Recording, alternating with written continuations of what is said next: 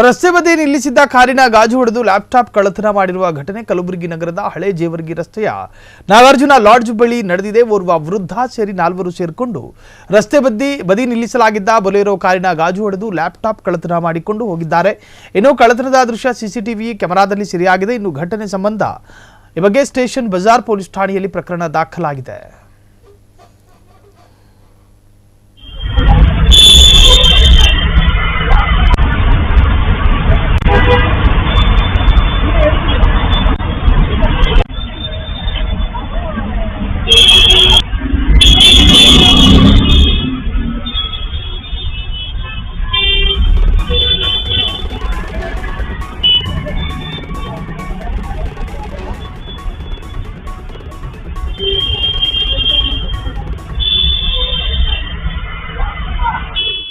ಕ್ಷಣದ ಸುದ್ದಿಗಳಿಗಾಗಿ freedom TV subscribe ಮಾಡಿ, ಲೈಕ್ ಮಾಡಿ ಹಾಗೂ ಫಾಲೋ ಮಾಡಿ.